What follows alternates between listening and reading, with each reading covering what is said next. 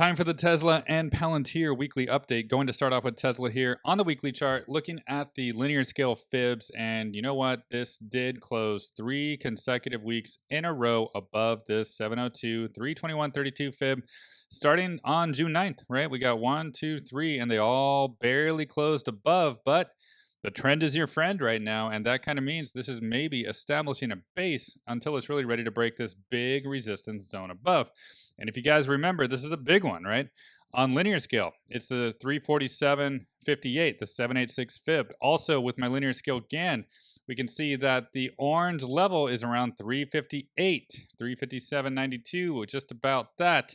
And on log scale, this one has multiple resistance levels right up here, which is the green GAN level, the top of the Ichimoku cloud, and the 886 fib 353.19. So again, we are in a huge resistance zone. It did get rejected again there this week, which is understandable. It's just not ready to break above. But the good news is the longer it establishes a base basically on top of this 321.32, then the better chance it has, in my opinion, to finally break free of this 786 fib and all of this resistance in the 350s and maybe even 360s above. So it's one step closer to breaking out, but it's just not yet. So it could actually just be boring for a little bit longer until it's ready to break out. So the range is still the same, right? This is the range, 347.58 down to 321.32. This range hasn't really changed for the past month, right? It's just been in this zone. So if you're looking for excitement, we're going to have to start with at least closing weekly candles back above this 347.58.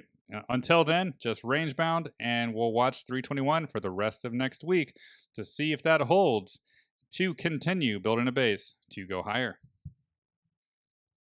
And next is Palantir, and Palantir finally hit some high time frame resistance this week, and it sold off. So it's no wonder why price declined about 5% for the week, because it finally hit this 3.618 linear scale fib from the previous high back in 2021 and the all-time low back here in 2022, right? So this is normal, right? You get to a high time frame resistance level and you get rejected. This is perfectly normal and healthy reaction and expected, right? Whoever didn't expect this, I think, was just too optimistic, because usually when you go straight up like we have from this 2.618, it's not going to keep melting up through each one of these fibs. We're going to see some kind of retrace, and that's exactly what happened. So now the question is, how deep is the retrace going to be? Well, we do have a few things that we can pay attention to. One of them, if you guys remember, we've been watching the monthly chart and the Bollinger Band here on the monthly chart, and we can see that the upper band here is at 131.27. So that's really around current price. So that is one possible support zone, because month over month, it's just been riding it, and pushing it up as a support the whole time. So this month could be no different, and it could continue doing that. So that's basically the first zone we're going to watch. And price is currently below it right now, but these are monthly candles, so we'll see how it closes the month, and if it does go above that 131.27. So this is one example of a place it might actually start to hold. Now, if we go to the weekly chart here, we can just turn on the Ichimoku cloud with the indicators, and we can see that the conversion line is finally catching up to price, and that is 126.77. So we do have that as another possible support zone on the way down. Now, does it really need to come back down to this 2.618, the 108.23? I don't really think so.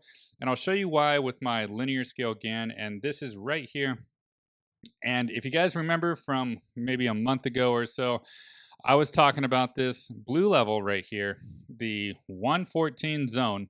And I think it doesn't even need to go back down there. And the reason why is because I think that this previous zone right up here, the previous wicks, basically around that 125, 124, 126 zone, that's a previous resistance, and it actually looks like it's flipping to support. If you watch all of these weekly candles for the past month, each one has been building a base on top of that previous wick over here.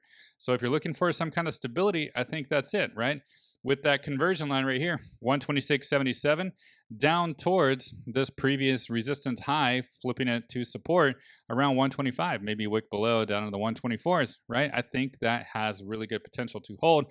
It's just on my linear scale GAN here. Yeah, price just got rejected at the top arc and it came lower. So this kind of coincided with that 3.618 fib to the 147.31. So this is understandable. It's normal. I'm watching this whole zone right here in between this arc, the 135 down to the 125. And I think this zone has a very good potential to hold, maybe with some wicks below in the 124, 123. That's acceptable, right? Just like it did for these weeks before back in May. So yeah, high time frame resistance, it hit. Now we're looking for a back test, and I think this 130 zone has potential to stabilize, but next week we might see a little bit more downward pressure, perhaps down towards where this previous high was back in February, where it is flipping to support. So this chart, super healthy, super beautiful, just maybe a little bit lower first before it wants to build a new base at a higher level before it really wants to break this resistance above and head to the 150s, 160s, and 170s above.